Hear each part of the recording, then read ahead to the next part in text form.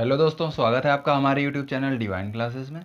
Last class में हम लोग डिस्कस किया था कैपेसिटर के बारे में। जाना था कि कैपेसिटर क्या होता है और कैपेसिटेंस क्या होता है। आज हम लोग डिस्कस करेंगे एक न्यू टॉपिक के बारे में जो कि है पैरेलल प्लेट कैपेसिटर। तो इस तरीके से हम लोग स्टार्ट करते हैं।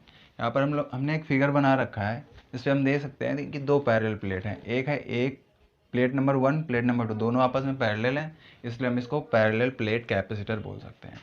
आपने यहाँ पर किया क्या है कि प्लेट 1 को प्लस चार्ज से कनेक्ट किया है, मतलब बैटरी के प्लस टर्मिनल से कनेक्ट कर दिया है, और सेकंड प्लेट को हमने अर्थ से कनेक्टेड कर दिया, क्योंकि अर्थ में क्या होता है, निगेटिवली चार्ज होता है। इसको हम बैटरी के निगेटिव टर्मिनल से भी कनेक्ट कर सकते हैं। देखने वाली बात यह है कि जो चार्ज है ये प्लस क्यू है, ये माइनस क्यू, मतलब चार्ज की क्वांटिटी तो सेम है लेकिन डायरेक्शन इनकी अपोजिट है, मतलब नेचर इनके अपोजिट है। एक पॉजिटिवली चार्ज है और दूसरा निगेटिवली चार्ज है, लेकिन अमाउंट इनका इक्वल है। तो ये ध्यान में रखने वाली बात है कि पैरेलल प्लेट कैपेसिटर में एक प्लेट हमारी पॉजिटिवली चार्ज होती है उतने ही अमाउंट के साथ, और उतने ही अमाउंट के साथ दूसरी प्लेट निगेटिवली चार्ज होती है। दोनों प्लेट के बीच की अगर हम डिस्टेंस की बात करें तो ये कुछ डिस्टेंस डी पर सेपरेट है। ठीक, अब सिंपल सी बात ये है कि ये है प्लस चार्ज, ये है माइनस चार्ज, तो जो इलेक्ट्रिक फील्ड जनरेट होगी वो प्लस डायरेक्शन से माइनस डायरेक्शन की ओर होगी। अब हम देखते हैं कि हम इसको 3 रीजन में बांट लेते हैं। इसका हमें फाइंड आउट करना है क्या, इसका कैपेसिटर सी कैपेसिटेंस की वैल्यू फाइंड आउट करना है। तो हम इसको फाइंड आउट करने के लिए इसको 3 रीजन में डिवाइड कर लेते हैं। एक तो रीजन ये कि हम प्लेट 1 के लेफ्ट साइड में, इसको हम रीजन 1 मान लेते हैं। ठीक है, इसको रीजन 2 मान लेते हैं जो कि दोनों प्लेट के बीच का रीजन है, और इसके जो सेकंड प्लेट है इसके राइट के रीजन को हम लोग मान लेते हैं कि थर्ड रीजन। तो थर्ड रीजन में हम लोग 3 रीजन बांट लेते हैं और तीनों पर हम लोग पहले इलेक्ट्रिक फील्ड की वैल्यू को फाइंड आउट करते हैं कि तीनों रीजन पर नेट इलेक्ट्रिक फील्ड क्या होगी। तो अगर रीजन 1 की बात करें पहले हम लोग, तो रीजन 1 की जैसे ही बात करते हैं तो हमने यहाँ पर देखा कि इस पॉइंट पर मान लो हमने माना कि इस पॉइंट पर हमें इलेक्ट्रिक फील्ड की वैल्यू फाइंड आउट करना है। तो दो प्लेट हैं, क्योंकि इस पॉइंट पर प्लस क्यू चार्ज की वजह से इलेक्ट्रिक फील्ड होगी और माइनस क्यू चार्ज की वजह से इलेक्ट्रिक फील्ड होगी। तो हम लोग एक बहुत ही सिंपल सा डेरिवेशन ऑलरेडी पढ़ चुके हैं कि किसी भी थिन प्लेट की वजह से इलेक्ट्रिक फील्ड की वैल्यू क्या होती है।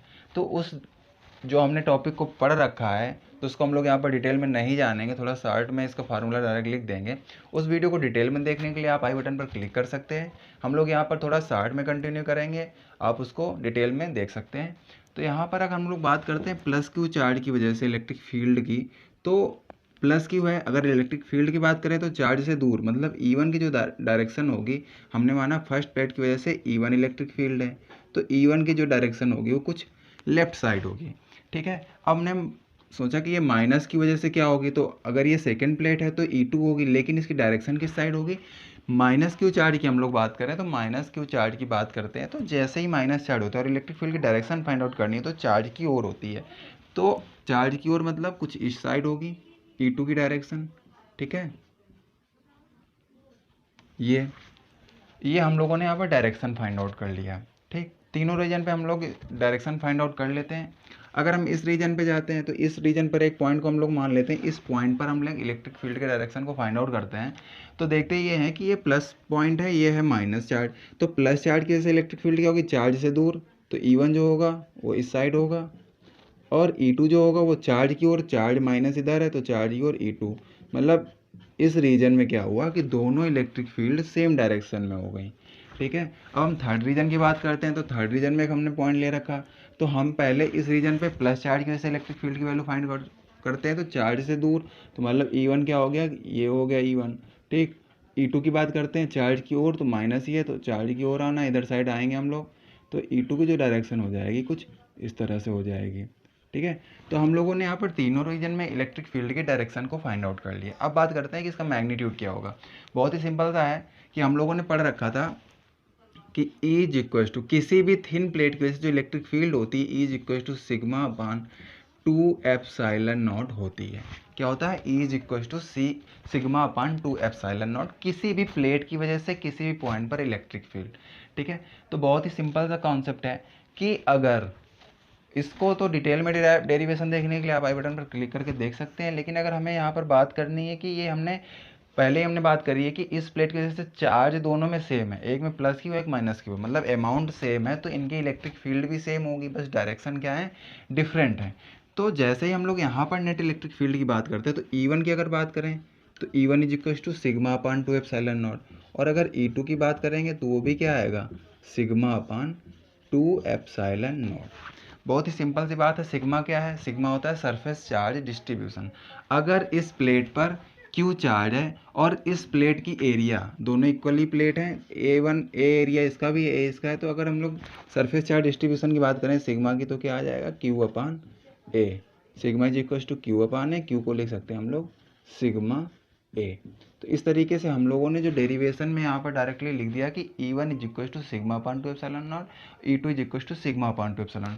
जब हम लोग फर्स्ट रीजन में नेट इलेक्ट्रिक फील्ड की बात करते हैं तो दोनों डिफरेंट डायरेक्शन में है, और डिफरेंट डायरेक्शन में होने की वजह से क्या हो जाएगा, अगर यहाँ पर हम लोग नेट फाइंड आउट करना चाहेंगे तो E इज इक्वल टू क्या आ जाएगा, E1 माइनस E2, ठीक है।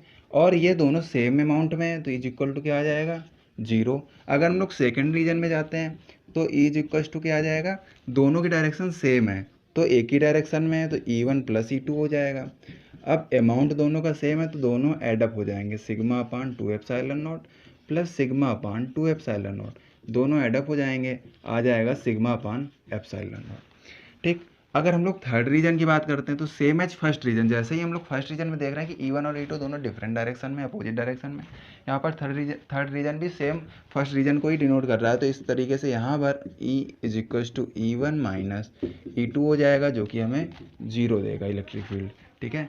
तो हम लोग बात कर रहे हैं कि इस पैरेलल प्लेट कैपेसिटर की वजह से इलेक्ट्रिक फील्ड क्या होगी, तो हम लोग तीनों रीजन को एडअप करते हैं तो ये दोनों 0, तो इनका कोई मतलब नहीं, केवल बचेगा ये। तो हमें नेट इलेक्ट्रिक फील्ड इस कैपेसिटर की वजह से मिल गई, E is equal to sigma upon epsilon nought, ये हमें मिल गई इलेक्ट्रिक फील्ड।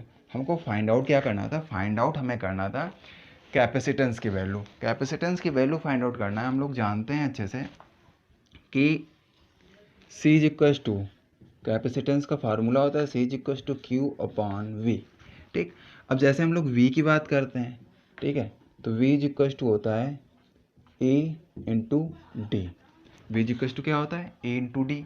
तो हम लोग E की वैल्यू यहाँ पर रख सकते हैं, तो V इज इक्वल टू आ जाएगा sigma D upon epsilon not, ठीक है, इस तरीके से आ गया।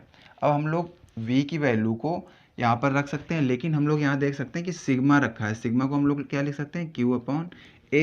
तो सिग्मा को Q अपॉन A लिखने में आ जाएगा QD upon A epsilon nought, ये हमको मिल गई V की वैल्यू। अब हम लोग क्या कर सकते हैं कि V की वैल्यू को यहाँ पर इक्वेशन नंबर 1 पर हम लोग पुट कर सकते हैं। तो C is equal to find out हो जाएगा Q अपॉन V, Q की जगह Q ही रहेगा, V को हम लोग रिप्लेस कर रहे हैं किससे, इस वैल्यू से, तो आ जाएगा QD upon A epsilon not. Q से Q कैंसिल आउट हो गया, A एप्सिलॉन नॉट ऊपर चला जाएगा, A epsilon not upon D। इस तरीके से हमें ये पैरेलल प्लेट कैपेसिटर की कैपेसिटेंस की वैल्यू फाइंड आउट हो गई। तो इस तरीके से हम लोग यहाँ पर देख सकते हैं कि कैपेसिटर जो है पैरेलल प्लेट में वो किस पर डिपेंड करेगा, उनके बीच की डिस्टेंस पे। जो दोनों पैरेलल प्लेट रखी हुई हैं उनके बीच कितनी डिस्टेंस है, उनका एरिया कितना है। वो प्लेट कुछ इस तरीके से दिखने में, हमें ऐसे सामने से देखेंगे तो लाइन दिखेगी, लेकिन अगर इस तरीके से देखें तो इस पर कुछ ना कुछ एरिया होगा। तो हम लोग देख सकते हैं कि यहाँ पर इसका एरिया A है, तो इसकी एरिया पर भी डिपेंड करेगा। अगर जितना ही इसका सरफेस एरिया ज़्यादा उतना ही कैपेसिटर ज़्यादा होगा, जितनी ही डिस्टेंस कम होगी उतना ही कैपेसिटेंस की वैल्यू ज़्यादा होगी। अगर डिस्टेंस D की वैल्यू ज़्यादा हम लोग बढ़ाते जाएंगे तो कैपेसिटेंस की वैल्यू कम होती जाएगी। और डिपेंड करेगा इसके मीडियम की, कि ये किस मीडियम पे रखे हैं। हम लोगों ने बात करी थी कि कैपेसिटर के बीच में कुछ ना कुछ डाइलेक्ट्रिक मीडियम होगा, कुछ ना कुछ इंसुलेटर होगा। हम लोगों ने यहाँ पर एयर को मान लिया है कि यहाँ पर एयर है बीच में, एयर भी एक इंसुलेटर ही होता है और वो एज ए डाइलेक्ट्रिक वर्क कर रहा है। यहाँ पर कोई भी अदर मटेरियल हो सकता है एज ए डाइलेक्ट्रिक, ठीक है। तो इस तरीके से हम लोगों ने देखा कि पैरेलल प्लेट कैपेसिटर का जो कैपेसिटेंस की वैल्यू होती है कैसे फाइंड आउट करते हैं और वो किस किस चीज़ों पर डिपेंड करता है। तो अब हम लोग बात करते हैं क्वेश्चन सेक्शन की। लास्ट टॉपिक में क्वेश्चन दिया गया था कि कैपेसिटर की यूनिट क्या होती है, सही आंसर था फैराड। अब इस टॉपिक से रिलेट करते हुए क्वेश्चन आपकी स्क्रीन पर है, ज़्यादा से ज़्यादा लोग कमेंट बॉक्स पर इसका आंसर दें और हमारे साथ जुड़े रहें। Thank you for watching my video.